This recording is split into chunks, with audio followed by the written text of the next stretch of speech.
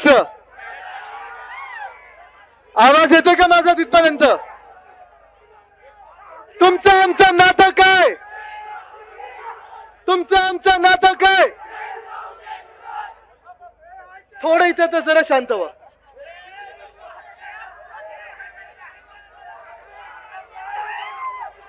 शांत व्हायला तर आता मागे घ्यायला लागेल. मागच्या ऐकू येत नाही. बसून घ्या, बसून घ्या दादा, बसून घ्या, बसून घ्या, बसून घ्या.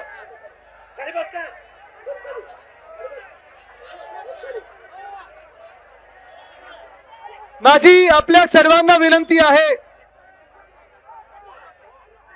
की आजचा प्रचार पाहता. अरे दादा ठीक आहे, बांधू नका, मी दिसीन सगळ्यांना. बसा बसा. तो माईक दुसरा आहे का? मी पुढे येतो. आता दिसतोय का दादा? मागे या, थोडं मागे या. पडाल तुम्ही, मागे या. ठीक आहे, आता सगळ्यांनी जरा बसून घ्या. सगळ्यांनी शांत व्हा. आवाज माझा ऐकू येतोय? माझी आपल्या सर्वांना विनंती आहे. उत्साह पाहत आहे मी, जोश पाहत आहे, जल्लोष पाहत आहे, पण 4 जून साठी अजून उत्साह आपला जरा थोडा राखीव ठेवा. 4 जूनला पुन्हा एकदा ओमदादांच्या समोर, नावासमोर काय लावणार आहे आपण? खासदार. खासदार ओमदादा. ऊन चढत चाललेला आहे.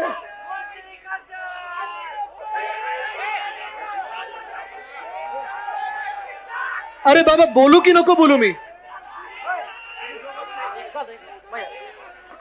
काय बोलू की नको बोलू? शांत राहा.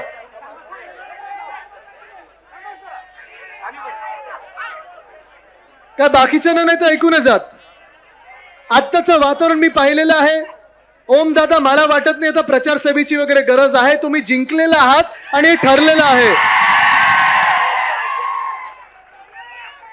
हा जो जोश दिसत आहे मला, जल्लोष दिसत आहे सर्वत्र, एक वेगळाच जोश दिसत आहे.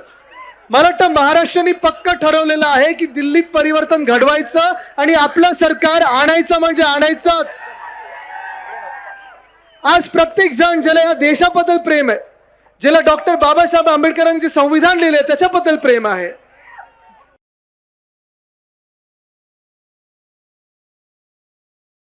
आहे हे ठरवलेलं आहे. आज ही लढाई महाराष्ट्रामध्ये आपण पाहतोय. गद्दार विरुद्ध निष्ठावंत अशी झाली आहे. गेल्या 2 वर्षामध्ये, गेल्या 2.5 वर्षामध्ये, 2022 मध्ये आपण पाहिलं आपली शिवसेना फोडली, पक्ष चोरला, निशाणी चोरली, बात चोरण्याचा प्रयत्न केला, पण हाती काय आलं महाराष्ट्राला? 2023 साली राष्ट्रवादी काँग्रेस फोडली, परिवार फोडला, पवार परिवारात फूट आणली, सरकार स्थापन केलं, आलं त्यांच्या काही हातात. 2024 साली काँग्रेस फोडण्याचा प्रयत्न केला. सगळं केलं ह्यांनी, म्हणजे शिवसेना चोरली, राष्ट्रवादी काँग्रेस सोडली, काँग्रेस सोडण्याचा प्रयत्न केला, आता अजून एक ठाकरे पण सोडण्याचा प्रयत्न करतायत. पण आज तुम्हाला सांगतो, या महाराष्ट्रात भाजपला स्थान मिळणार नाही म्हणजे नाही. जो उद्धव बाळासाहेब ठाकरे ह्या व्यक्तीने नारा दिलाय, दिल्लीमधून दिलेला नारा आहे, अब की बार भाजपा तडीपार, हा नारा महाराष्ट्रात काय देशभरात सगळ्या राज्यात दिसायला लागलेला आहे. आणि हाच नारा जसं आपल्या महाराष्ट्रात आहे तसं लडाखमध्ये मला दिसत आहे, मला बिहारमध्ये दिसत आहे, मला पश्चिम बंगालमध्ये दिसत आहे, मला दिल्लीत दिसत आहे, पंजाबमध्ये दिसत आहे, हरियाणात दिसत आहे. सगळीकडून एकच घोषणा येते, अब की बार भाजपा तडीपार. तडीपार करणार या भाजपला. ह्याचं कारण एकच आहे. तुम्ही पहा, आज या देशामध्ये एक सुद्धा व्यक्ती अशी मिळत नाही जी आनंदी आहे, संतुष्ट आहे. इथे शेतकरी बांधव किती बसलेत मला जरा हात वरती करून सांगा. सगळे शेतकरी बांधव आहेत ना? आता तुम्ही मला, इथे ओमदादा आहेत, तिथे रोहित दादा आहेत, मी आहे, सचिन भाऊ आहेत, सगळे आपले शिवसेनेचे नेते आहेत, सगळेच आपले मित्र पक्षांचे नेते आहेत. तुम्ही या महाराष्ट्राला सांगा, शेतकरी म्हणून तुम्ही आज खुश आहात का? खुश आहात? आत्ता या गेल्या 2 वर्षामध्ये तुमच्या पीक मालाला भाव मिळाला? जेव्हा जेव्हा अवकाळी पाऊस, गारपीट, सततचा पाऊस लागलाय, जे काही नुकसान आपलं झालंय, नुकसान भरपाई मिळाली आहे? या सरकारकडून मदत मिळाली आहे? खोके सरकारकडून मदत मिळाली आहे? भाजपा सरकारकडून मदत मिळाली आहे? केंद्र सरकारकडून मदत मिळाली आहे? नाही मिळाली. आणि मग दुसऱ्या बाजूला जेव्हा आपलं महाविकास आघाडीचं सरकार होतं, उद्धव बाळासाहेब ठाकरे हे मुख्यमंत्री होते, त्यांनी जे कर्जमुक्तीचं वचन दिलं होतं, कर्जमुक्ती मिळाली की नाही मिळाली आपल्याला? ज्यांना ज्यांना मिळाली हात वरती करा. जेव्हा जेव्हा कोविडच्या काळात देखील आपल्यावर गारपीट झाली असेल, अवकाळी पाऊस झाला असेल, काही आपत्ती आली असेल, उद्धव बाळासाहेब ठाकरे यांची मदत तुम्हाला मिळाली की नाही मिळाली? शिवसेना, राष्ट्रवादी काँग्रेस, आपले सगळे मित्र पक्ष, महाविकास आघाडी सरकारची मदत आपल्यापर्यंत पोहोचली की नाही पोहोचली? आणि हेच मी तुम्हाला आज विचारतोय की आज जर या महाराष्ट्रात शेतकऱ्यांचे कुटुंब प्रमुख कोण असतील, एका व्यक्तीचं नाव जर तुम्हाला सांगायचं असेल तर कोण सांगाल तुम्ही? ऐकून आलं बरोबर ना? आज त्या उद्धव साहेबांच्या मागे आपल्याला उभं राहायचंय, ओमदादांच्या मागे आपल्याला उभं राहायचंय. तयार आहात की नाही? ओमदादाही जाऊ शकले असते, ओमदादाही गद्दारी करू शकले असते, आपले कैलाश पाटील दादा तेही गद्दारी करू शकले असते. पण तुम्हाला एक खास करून मी सांगायला आलोय, आजचा दिवस महत्वाचा. अनेक ठिकाणी फॉर्म भरले जातात. ओमदादा, मला वेगळ्या वेगळ्या ठिकाणून सांगितलं गेलं की आदित्यजी तुम्ही इथे या तिथे या. मी सांगितलं माझा ओमदादा फॉर्म भरायला चाललाय, मला तिथेच जायला लागेल.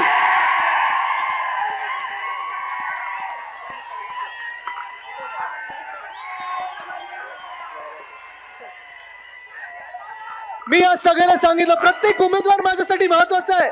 महाविकास आघाडी, इंडिया आघाडीतला प्रत्येक उमेदवार माझ्यासाठी महत्वाचा आहे. पण मी सांगितलं ओमदादा जिगर का तुकडा आहे, मला जायलाच लागेल. तर ओमदादा असतील, कैलास दादा असतील, कैलास दादाला तर तुम्हाला माहितीये गाडीत टाकलेलं, वसई विरार पर्यंत नेलेलं त्यांनी. मिंदेंनी स्वतः गाडीत बसवलेलं, मिंदेंनी गाडीत बसवलं, आजूबाजूला बाउन्सर ठेवले, गुंड ठेवले, बॉडीगार्ड ठेवले. पण त्या गाडीतून एका वाघाने उद्धव साहेबांना फोन केला, सांगितलं मी अमिषाला बळी पडणार नाही, मी खोके घेणार नाही, मी गद्दारी करणार नाही, मी तुमचा आहे, मी उद्धव ठाकरे या व्यक्तीचा आहे. तिथून पळत आले नाही तर तिथून मिंदेंच्या गाडीला लाथ मारून मुंबईकडे रवाना झाले. ओमदादांनी, कैलास दादांनी मला गेल्या 2-2.5 वर्षात सांगितलेलं की आदित्य तुम्ही सगळीकडे फिरत आहात, निष्ठा यात्रा सुरू आहे, धाराशिव मध्ये येण्याची गरज नाही, आमची जबाबदारी आहे की हा जिल्हा पक्का बांधून ठेवतो. आणि आज आपण पाहताय जे प्रेमाचं बंधन आहे ते आपल्या सर्वांमध्ये मला दिसत आहे. आज आपल्याला जर शेतकऱ्यांचं सरकार आणायचं असेल, आज आपल्याला आपल्या हक्काचं सरकार आणायचं असेल, आज पुन्हा एकदा आपल्याला वाटत असेल की केंद्र सरकारमध्ये कोणी आपलं पाहिजे, तर आपल्याला पुन्हा एकदा ओमदादांना केंद्र सरकारमध्ये आणि तिथे केंद्रस्थानी पाठवायला लागेल. मी इथे सगळे जमले जे शेतकरी बांधव आहेत तुम्हाला विचारत आहे, दुसरा प्रश्न विचारत आहे. हे केंद्र सरकार जे आहे 10 वर्ष भाजपचं आहे, हुकुमशाही सुरू आहे. तुम्हाला वाटतं का की हे केंद्र सरकार तुमचं आहे? 2 वर्षापूर्वीची चित्र बघा किंवा आत्ताची 2 महिन्यापूर्वीची चित्र बघा. काय झालं दादा? बसून घ्या दादा. दादा तुम्ही बसून घ्या. बसा. अहो मी दिसीन. ठीक आहे दादा, मी त्यांना दिसत नाही. बसा. राहू दे. दिसतोय का आता? जिंकल्यानंतर येणार परत. तुम्हाला माझा प्रश्न आहे, गेल्या महिन्यामध्ये कोणी किती बातम्या बघितल्या? सगळ्यांनी बातम्या बघितल्या टीव्हीवर? पंजाबचे शेतकरी होते, काही हरियाणातले शेतकरी होते, काही उत्तर प्रदेशचे शेतकरी होते, आपल्यासारखेच शेतकरी होते. आपण शेतकऱ्याला अन्नदाता मानतो. आणि उद्धव साहेबांनी मला एक सांगून ठेवलंय, आदित्य शेतकरी म्हणजे अन्नदाता असतो, अन्नदाता देवो भव आपल्या देशात ही संस्कृती आहे. बरोबर ना? ज्या शेतकऱ्यांवर केंद्र सरकारने, केंद्र सरकारच्याच लोकांनी, केंद्र सरकारच्याच मंत्र्यांनी, जेव्हा आपले तिकडचे सगळे शेतकरी बांधव दिल्लीकडे मोर्चा निघाले होते, सांगत होते तुम्ही जी वचनं दिली होती ती पूर्ण करा. अरे मी जरा या फोटोग्राफरने सांगेन जरा बसून घ्या ना, कृपा करून बसून घ्या, थोडं प्लीज बसून घ्या. बसा प्लीज. मागच्याने दिसत नाहीये रे.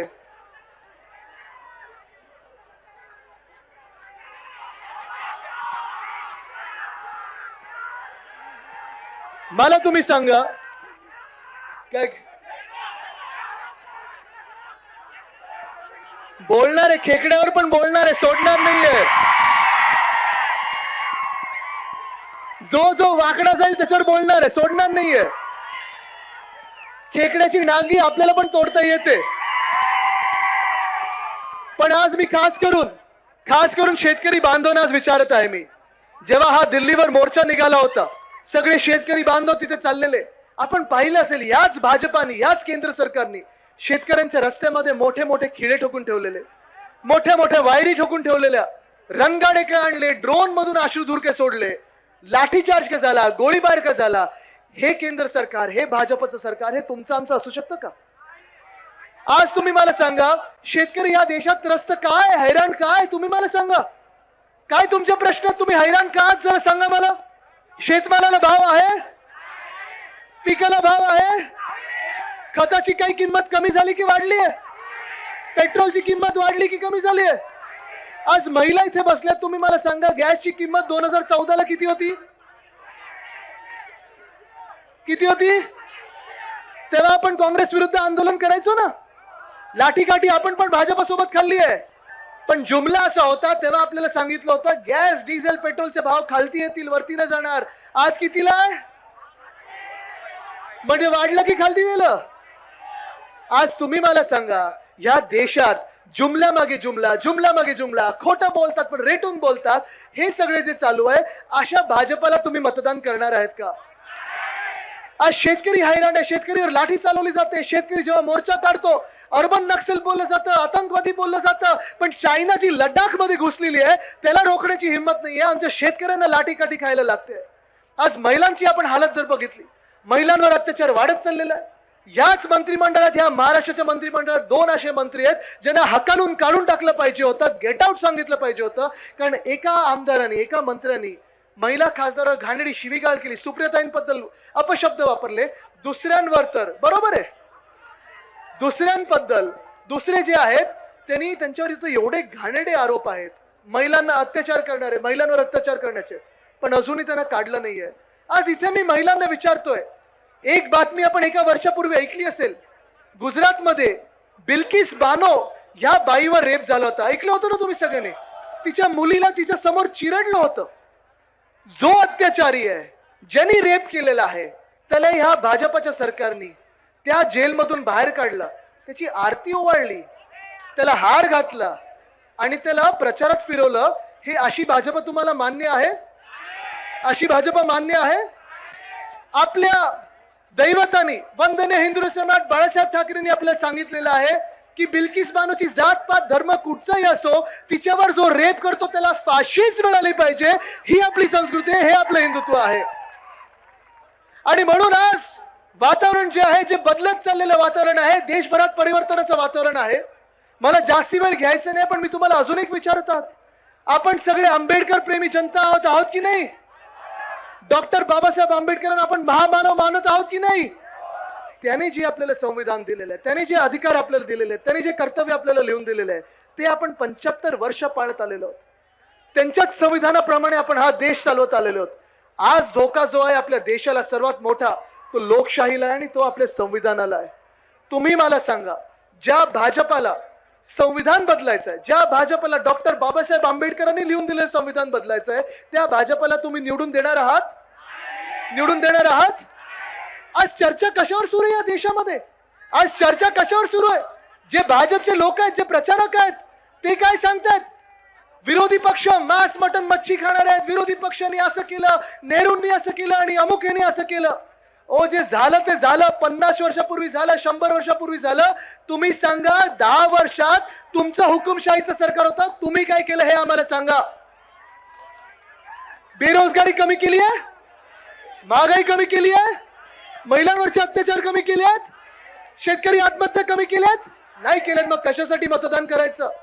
एका बाजूला अशी भाजप आहे जी खोटं बोलत चाललेली आहे, संविधानाचा अपमान करत चाललेली आहे, आपल्या देशांच्या नेत्यांचा अपमान करत चाललेले आहे. दुसऱ्या बाजूला आम्ही महाविकास आघाडी म्हणून आहोत, जे केलेली काम आहेत ती तुमच्या मध्ये आणि तुमच्यासाठी करत आहोत. आज इथे अमित भैया आलेले आहेत. मला आठवतं एक बैठक अशी होती, इथे मंत्री असताना कैलास दादा असतील, मी असेल, ओम दादा असेल, आम्ही त्यांच्याकडे बैठक घेतली, कारण आपल्याला इथे धाराशिव मध्ये मेडिकल कॉलेज पाहिजे होतं आणि एका बैठकीत त्यांनी ते सोडून दिलं होतं. मंत्री असताना त्यांच्याकडे ते खातं होतं. ही अशी आपली एक मूठ आहे. आपण सगळे एकत्र आलेलो आहोत, ते शेतकरी हितासाठी आलेलो आहोत. आपण सगळे एकत्र आलेलो आहोत, ते तरुणांसाठी आलेलो आहोत. आपण सगळे एकत्र आलोत, ते आपल्या महिलांसाठी आलेलो आहोत, आपल्या तरुणांसाठी आलो आहोत, आपल्या महाराष्ट्रासाठी आलो आहोत. आज जर भाजपवाले कोणी तुमच्यामध्ये आले तर तुम्ही त्यांना सांगा तुमचं सरकार का निवडून द्यायचं. आम्ही गेल्या 10 वर्षात महाराष्ट्रात येणारा प्रत्येक उद्योग धंदा, प्रत्येक रोजगार तुम्ही गेलेला आहे. गुजरातमध्ये आठवतं का वेदांत फॉक्सकॉन कुठे नेला आहे? कुठे नेला? एअरबस टाटा कुठे नेलं? बल ड्रग पार्क कुठे नेलं? मेडिकल डिव्हाइस पार्क कुठे नेलं? वर्ल्ड कप फायनल कुठे नेली? आता तुम्ही मला सांगा, वर्ल्ड कप फायनल वानखेडेला असती तर जिंकलो असतो ना आपण. मग मला सांगा, तुम्ही जो कोणी भाजपचा इथे प्रचार येईल ना, त्याला ठामपणे विचारा की तुम्हाला महाराष्ट्राबद्दल एवढा द्वेष तुमच्या मनात काय आहे? काय आहे? जो विकास आपल्याला घडवायचा आहे तो अशा लोकांकडून नाही की विकास कोलमडला आणि बोलले खेकड्यांनी पोकरला आणि असं झालं. तुम्हाला वाटत असेल तुम्ही पैसे देऊन तुमच्या खिशात सगळे बसतात ना, तुम्हाला घरी बसवणारी जनता इथे समोर आलेली आहे. तुमच्या खोटे डॉक्टर आम्हाला नको. आमचे जे डॉक्टर होते आमचे देव होते. तुम्ही काय सांगता आम्हाला की एवढे डॉक्टरेट माझ्या खालती काम करतात, तेवढे डॉक्टरेट माझ्या खालती काम करतात. जे डॉक्टर होते, जे नर्स होते, जे जीपी होते, ते आज तुम्ही बघताय आपल्या जनतेमध्ये त्यांनी जी लोकांची सेवा केलेली आहे. कोविडच्या काळात असेल, ही सगळी लोकांना आपल्याला घेऊन पुढे निघायचंय. आणि तुम्हाला एकच सांगतो मी, आजपासून प्रत्येक वेळेला जेव्हा जेव्हा तुम्हाला कोणी सांगेल येईल तर आमचं सरकार येईल, त्यांना सांगा इंडिया आघाडीचं सरकार केंद्रात पण येणार आणि महाराष्ट्रात पण येणार. आणि जशी आपली घोषणा आहे, तुमचं आमचं नातं काय? तुमचं आमचं नातं काय? दिल्लीला देणार महाराष्ट्रच पर्याय. जय जिजाऊ जय शिवराय. दिल्लीला देणार महाराष्ट्र पर्याय. इथून पुढे निघत असताना घरोघरी तर आपण जाणार आहात. मी तुम्हाला एकदा विचारतो, अरे खेकडा करत नका बसू. नको त्या लोकांना जास्ती भाव नका देऊ, तीच त्यांची लायकी आहे, सोडून द्या. तुम्हाला एकच विचारतो, आपली निशाणी कुठची? आपली निशाणी कुठची? इथे द्या. आपली निशाणी कुठची? आपली निशाणी कुठची? उमेदवार कोण? उमेदवार कोण? निशाणी कुठची? निशाणी कुठची? निशाणी कुठची? मतदानाचा कुठचा दिवस? मतदानाचा कुठचा दिवस? मतदानाचा कुठचा दिवस? धन्यवाद. जय हिंद, जय महाराष्ट्र, वंदे मातरम. आणि इथून निघत असताना मी सगळ्या कार्यकर्त्यांना विनंती करीन, सगळ्या नेत्यांना विनंती करीन, ऊन चढत चाललेला आहे, प्रचार जरूर करा, पण स्वतःची काळजी घ्या आणि वेळेवर पाणी आणि खात राहा. धन्यवाद. जय महाराष्ट्र. या ठिकाणी ऍडव्होकेट पूजाताई देडे